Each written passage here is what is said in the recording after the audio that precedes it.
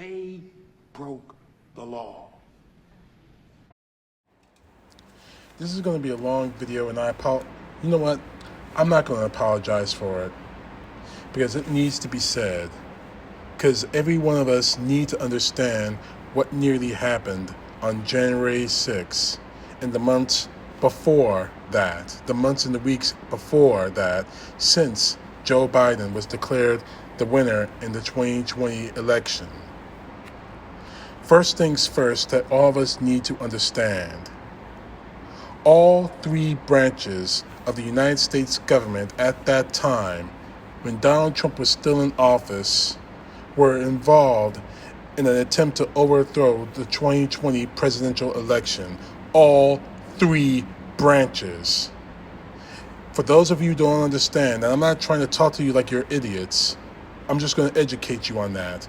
That means the executive, the legislative, and what we are hearing right now through the judicial branch, all three branches of government tried to steal the 2020 election for the sake of Donald John Trump. Let's get into specifics. The executive branch, obviously we know, the lie upon lie upon lie upon lie upon lies that Donald Trump and members of his cabinet have fed the media, have fed his supporters, especially the media and the supporters, Fox News, Newsmax, ONN, all of them have fed for weeks, going into months, up to the present day, years after the 2020 election, that somehow there was this huge conspiracy that stole the presidential election from Donald Trump, when no evidence has been found, even audits after audit after audit, voting counts after voting counts after voting counts, no evidence has been presented that the Democrats, that anyone else tried to steal the election. But there has been evidence proven that Donald Trump and his sycophants tried to steal the election. Evidence that has shown voter fraud, evidence that has shown all of it pointing directly at Donald Trump and his sycophants inside and outside of the government. Now, the legislative branch, obviously meaning the Senate and Congress, tried to steal the election. People going all the way up to January 6th, everyone who spoke on that day, on January 6th, including members of the Senate, members of Congress, who were invited to speak. I'm talking about people like Mo Brooks. I'm talking about people like Josh Hawley. I'm definitely talking about people like Ted Cruz. I'm talking about people like the two idiots, Mary Jean Taylor Greene and Lauren Boebert. They all spoke on January 6th or days leading up to it, continuing the lie that somehow Donald Trump, the election was stolen from him. And Donald Trump himself on January 6th, pushing his supporters for the attack on the U.S. Capitol, an attack that had lost 4 lives, where police officers were assaulted. Let's get that straight right now. The executive branch and the legislative branch tried to steal the election. Which brings us to the judicial branch. Obviously speaking, the judiciary, the United States Supreme Court. Now, by now everyone knows that evidence, that documents from the White House have been delivered to the January 6th Congressional Committee investigating the attack. Now, over and over again, Trump has been saying that he's going to go to the Supreme Court to overturn the election. The election cannot be overturned, not even by the United States Supreme Court. However, not too recently, White House documents for that day of January 6th, including visitors logs, call logs, everything, was delivered to the January 6th Select Committee. However, the United States Supreme Court voted almost unanimously with one vote of no to give those documents to the committee. And that one no is, of course, Clarence Thomas. Not because he believed. Now, I'm not going to throw any conspiracy theory. Actually, I might. So if I do, I apologize. But here's where I'm going with this. That no vote should not have happened. Not because Clarence Thomas is somehow sympathetic to the Trump cause or sympathetic to the Republicans. It shouldn't have happened because he was invested in it. And by that, I mean by this woman, Genie Thomas, his wife. Not too recently, it has been revealed that the Genie Thomas contacted via text the then White House Chief of Staff, Mark Meadows. What I'm about to do is read you quotes from an article from the Washington Post about text messages sent to Mark Meadows by Genie Thomas. Quoting from the article from the Washington Post, Genie Thomas, a conservative activist married to Supreme Court Justice Clarence Thomas, repeatedly pressed White House Chief of Staff, the then White House Chief of Staff, Mark Meadows, to pursue unremitting efforts to overturn the 2020 presidential election in a series of urgent texts exchanged in the critical weeks after the vote, according to copies of the messages obtained by the Washington Post and CBS News. The messages, 29 in all, reveal an extraordinary pipeline between Genie Thomas, who goes by Genie, and President Donald Trump's top aide during a period when Trump and his allies were vowing to go to the Supreme Court in an effort to negate the election results. Now, right there, at that point, should have ended this involvement, Justice Thomas's involvement, I'm talking about, in this particular case. He could have easily recused himself is the legal term. He could have easily recused himself and say, my wife's involved in this thing, I can't be involved. He could have walked away. He chose not to. And that in itself should have ended him right then and there. But I want to read one of the text messages that Genie Thomas sent to Meadows. In the November 5th message to Meadows, Thomas went to quote a passage that circulated on right-wing websites, quoting, Biden crime family and ballot fraud co-conspirators, election officials, bureaucrats, social media, censored monitors, fake stream media reports, etc., are being arrested and detained for ballot fraud right now and over the coming days, and they will be living on barges off of Gitmo, as in Guantanamo Bay, Cuba, to face military trials for sedition.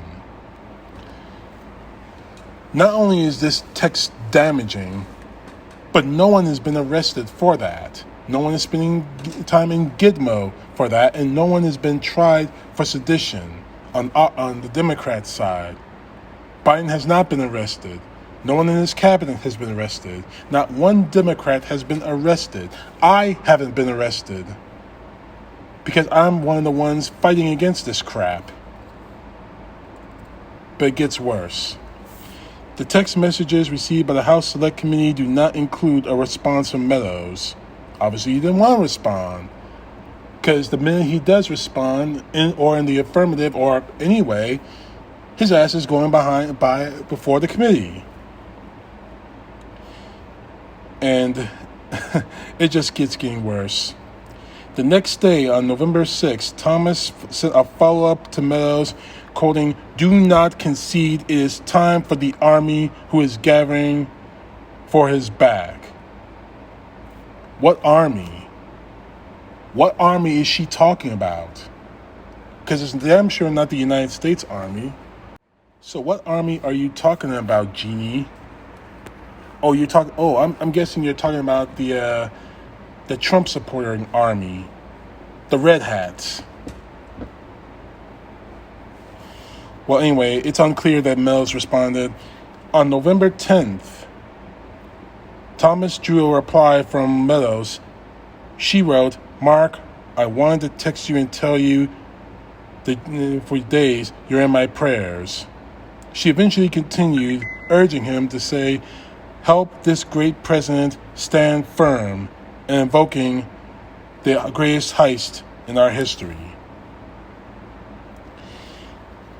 It's just becoming more and more apparent to me, and it should to you, that this woman is urging, the wife of a Supreme Court justice is urging the election to be stolen from Joe Biden. But it keeps getting worse. Thomas then turned her frustrations with congressional Republicans and said that she wished more of them were rallying behind Trump and being more active with his base, who are furious at the election. You're right. They were furious because Donald Trump lost the election, and were filled with this hatred and this lie that somehow Donald Trump, the election was stolen from him. She went on to write that House and Senate and guys are pathetic too. Only 4 GOP House members are seen out in the street rallies with grassroots: Gomer, Jordan, Gosar, and Roy. Obviously, she is referring to House Republican members Louis Gohmert of Texas, Jim Jordan of Ohio, Paul Gasol of Arizona, and Chip Roy of Texas. And again, it keeps getting worse. The following day, on November 14th, Thomas sent Meadows material she said was from Connie Hare, the chief of staff to Louis Gohmert. It is not clear whether she was passing on a message from Hare or sharing Hare's perspective as guidance from Meadows. The text message seemed to quote Hare's belief that quoting, "the most important thing you can realize right now is that there are no rules in war." What war are you planning on fighting, Genie? 'Cause you lost this war. There is no war. There was an election, and your candidate lost. Plain and simple. The election was challenged in the Senate, and they lost. Pure and simple. Now, the last pieces of text messages from Genie Thomas are probably the most damning and the most frightening. The text exchanges with Thomas that Meadows provided the House Select Committee pause after November 24th, 2020, with an unexplained gap in correspondence. The committee received one additional message sent by Thomas to Meadows on January 10th, 4 days after the Stop the Steal rally in Washington, D.C. That rally, Thomas said that she attended, and the deadly attack on the Capitol. In that message, Thomas expressed support for Meadows and Trump and directed anger at then Vice President Mike Pence, who had refused Trump's wishes to block the congressional certification of Biden's Electoral College victory. I'm going to say it again and again and again. Mike Pence had no congressional authority or power to overturn the election results. He had no power to do so. He had the power to hear the challenges, but when it comes to actually overturning the election, he had no authority. Plain and simple. But then she wants to add this little small tidbit, this small idea that, no, what happened there, it wasn't us, baby, it wasn't us. But we all know it was. She goes on to say, and I quote, in this last message, we are living through what feels like the end of America. Most of us are disgusted with the VP, Vice President, and are in listening mode to see where to fight with our teams. Now, the first thing you do when you're trying to excuse yourself from what happened in an event is not try to sound like you were involved in the event. She ends with saying, and I quote, "Those who attacked the Capitol are not representative of our great teams of patriots for DJT, Donald John Trump." I have to laugh at that. I would laugh at that, but she ends this text barrage on that day by saying, amazing times, the end of liberty.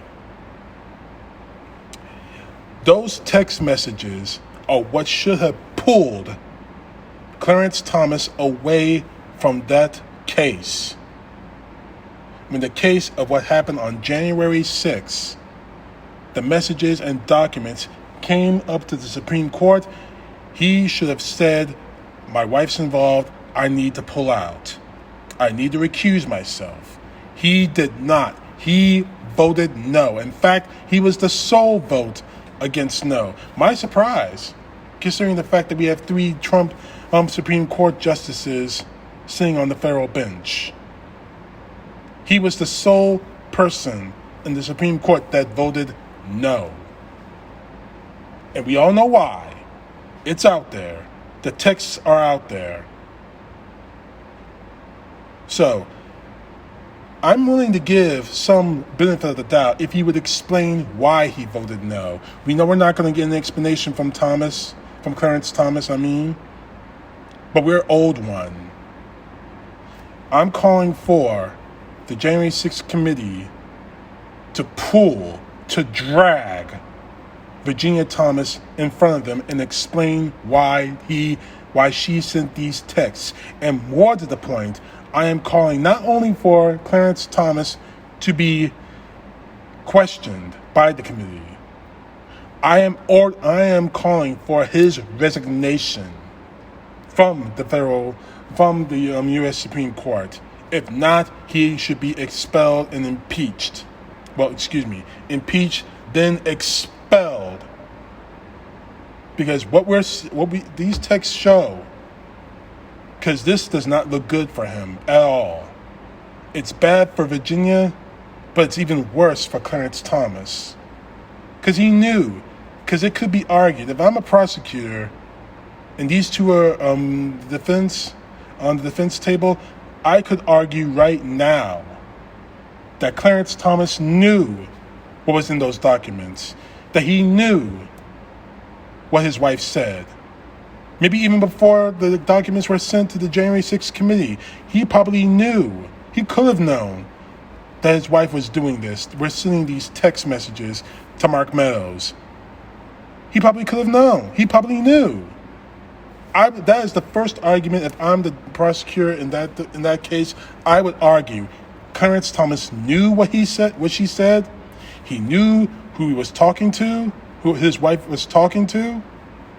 And he knew exactly what was going to happen. If I'm a prosecutor, I'm making that argument. And I'm going to make that argument so loud that everyone in this country, even the Trump supporters, even the idiots, will acknowledge that this was happening. So as I said earlier in this video, all 3 branches of the United States government at that time, when Donald Trump was president of the United States, after he lost the 2020 election, were involved in the conspiracy to steal the election from Joe Biden. Now I will repeat what Genie Thomas said. Amazing times, the end of liberty. But it's not the Democrats or Joe Biden that stole that liberty from the United States of America. It's Donald Trump, his allies in the executive branch, his allies in the legislative branch, and now it would seem his allies in the judicial branch that tried to steal this country's liberty. Make no mistake about it. And if we do not punish them, if we do not punish Donald Trump, if we do not punish his sycophants in the executive branch, if we do not punish the senators and congressmen, and I've named a lot of them in this video. Actually, no, I've named a lot of them. I didn't name all of them because there's a whole lot more than the ones I've named. If we do not, at the very least, investigate Genie Thomas, and if we do not investigate Clarence Thomas, and if it is shown that he knew about the texts, if he knew why he voted, if we get the truth as the matter as to why he voted no for those documents to be delivered to the January 6th committee, if we get the truth of that, he needs to be expelled. A lot of heads are going to roll. And the real sad truth about all of this is that they knew what they doing was wrong, and they know that they might get away with it. Well, I'm hoping that they don't get away with it. This country needs to hold them accountable here and now. And I do not apologize for this video being as long. I have a lot to say and a lot of information needed to get out there. I hope that you all share this video and subscribe to this page, because this is just the tip of a very huge iceberg. And if we don't do something now, we're going to crash right into it. And that indeed will be the end of America. Dead because one man lost an election. CTP, know the truth. God bless. Peace to the left, justice to the right.